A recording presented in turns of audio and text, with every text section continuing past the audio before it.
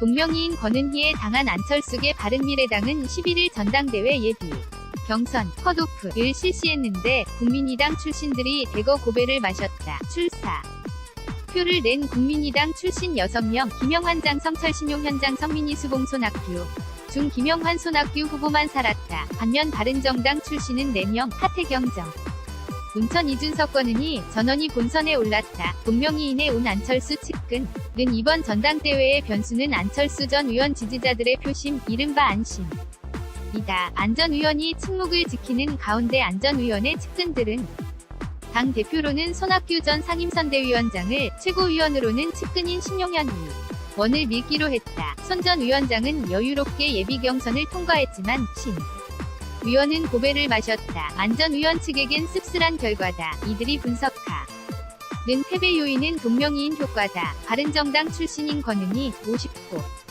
후보를 국민의당 출신인 권은희 44 위원으로 알고 표를 던진 당원들이 많다는 분석이다. 실제 권은희 위원은 지난 8일 자신의 페이스북에 동명이인이 출마하신 관계로 당원께서 많이 혼동하시는 것 같다.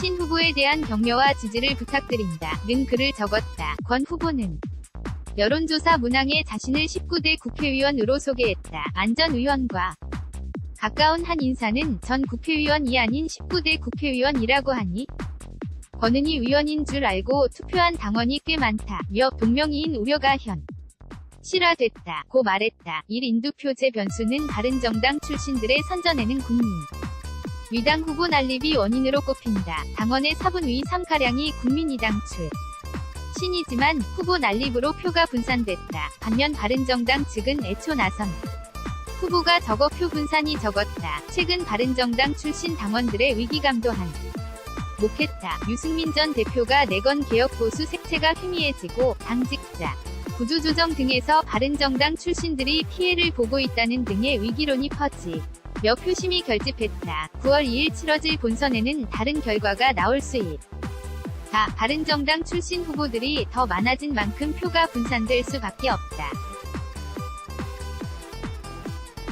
컷오프 결과를 지켜본 안철수 지지층의 결집도 예상된다. 특히 김영환 후보가 어부지리를 챙길 수 있다는 분석이 나온다. 당 관계자는 1인두 표제 인 만큼 한 표는 손 후보를, 나머지 한 표를 김 후보에게 몰아주는 전략 표를 할 수 있다. 고 말했다. 안철수계 당권 독점은 쉽지 않아는 전당대회에 나선 후보들은 모두 당의 화학적 결합 완성을 내걸고 있다. 하지만 면 밑으로는 국민의당계와 바른정당계가 치열한 암투를 벌이고 있다. 다음 총선 공천권이 핵심이다. 국민의당 출신과 바른정당 출신은 지난 지방선거 때도 공천 갈등을 벌였다. 다음 총선 때도 공천 갈등이 재현될 가능성이 높다. 특히 안철수 전 의원 측은 훗날 자신의 정치 복귀 기반을 생각해서 나도 물러설 수 없는 상황이다. 손 후보는 지난 10일 기자간담회에서 곧 독일로 가는 안 전 의원이 앞으로 기회를 열 수 있도록 기반을 마련해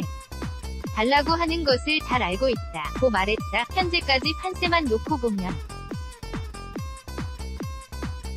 전당대회 후에도 어느 한쪽이 주도권을 잡기는 쉽지 않다. 이번 전당대회에서는 당 대표와 최고위원 3명을 선출된다. 손 후보가 당 대표가 되더라도 바른정당 출신들의 세도 만만치 않다. 여성목 최고위원 중 1명은 바른정당 출신 권 후보가 선점했고 하태경정 문천 이준석 후보 중 최소 1명 이상은 당 지도부에 합류하게 된다. 당 관계자는 당 대표가 지명하는 정책위의장과 최고위원 2명이 지도부에 추가 합류하지만 당 화합을 내건 만큼 개파안배를 할 수밖에 없지 않겠냐며 결과적으로 국민의당과 바른정당 출신들이 지도부를 양분하는 구조가 될 수밖에 없다. 고 전망했다.